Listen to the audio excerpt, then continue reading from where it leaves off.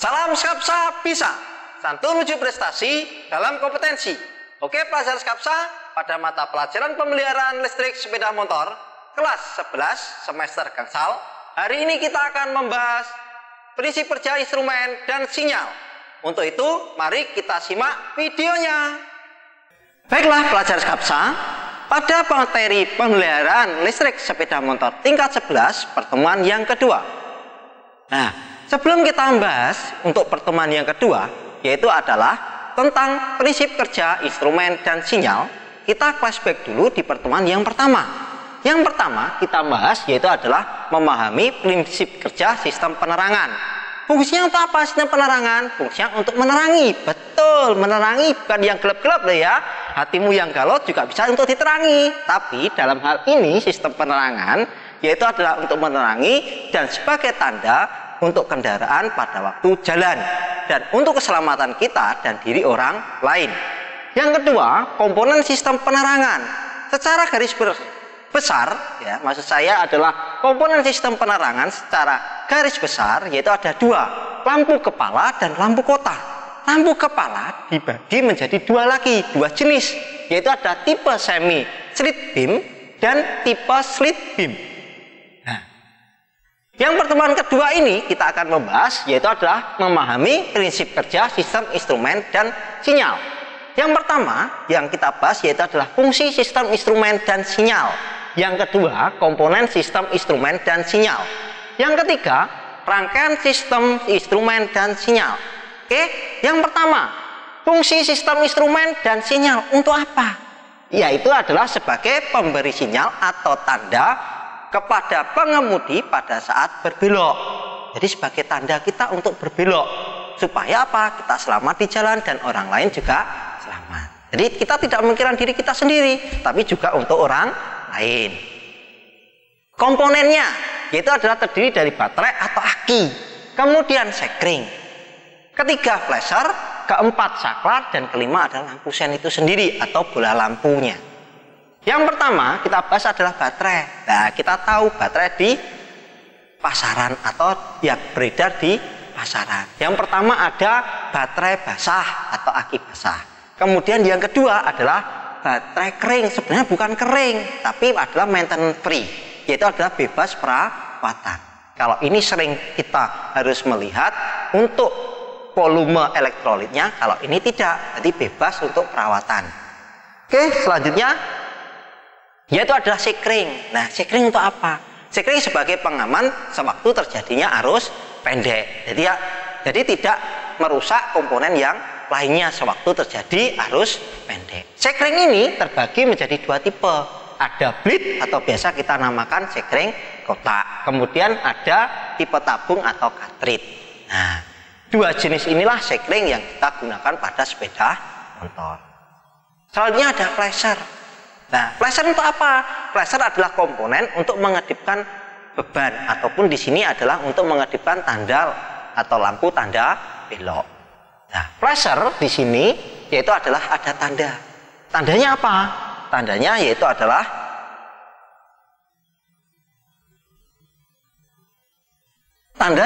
adalah 10W kali 2 plus 3,4 watt. Artinya apa? Artinya yaitu adalah 10 watt adalah beban dari lampu tanda belok atau lampu sennya.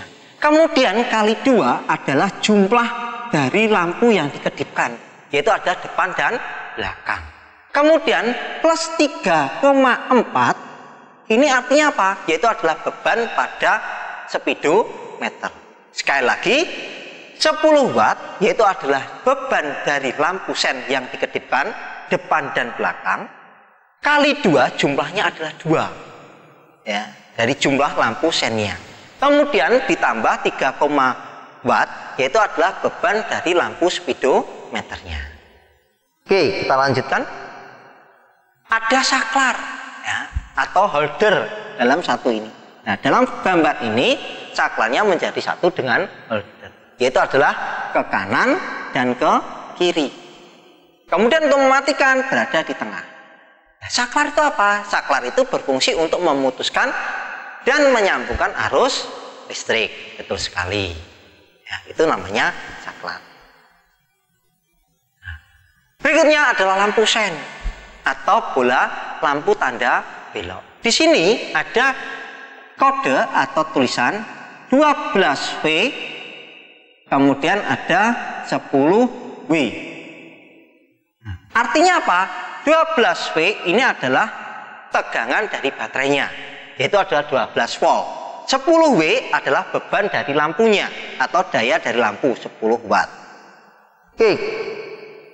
Sebelum kita lanjutkan untuk tugas kalian, silakan dijawab dan dikumpulkan di Google Classroom.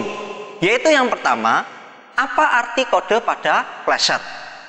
Sekali lagi, apa kode arti pada flasher? Silakan dijawab dan dikumpulkan di Google Classroom-nya. Oke, selanjutnya kita bahas yaitu adalah rangkaian instrumen dan sinyal. Di sini ada simbol dari aki. Pak, kenapa kotak? Karena aki itu tidak ada yang bulat ya, pasti kotak. Oke? Kemudian di sini ada sekring atau main push, kunci kontak atau sebagai saklar utama. Kemudian ada flasher sebagai pengedip. Kemudian ada saklar dari lampu sennya.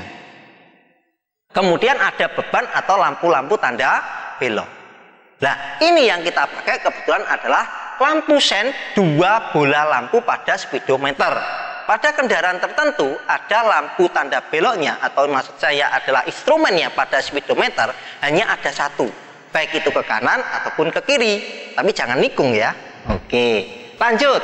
Aki harusnya ada 2, positif dan negatif.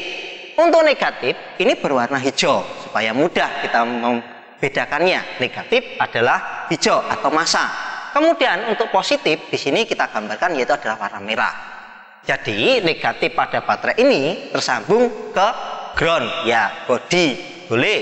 Kemudian positifnya kita pasang ke sekring terlebih dahulu sebelum ke kunci kontak. Untuk apa?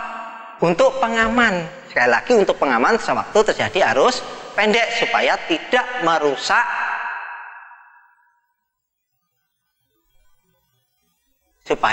merusak komponen yang lainnya.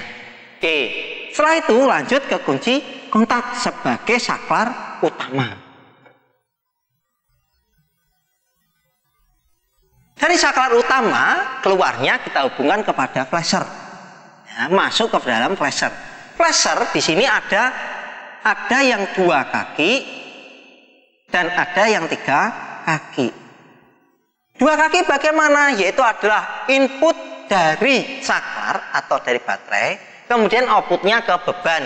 Kebetulan bebannya ini adalah saklar sennya.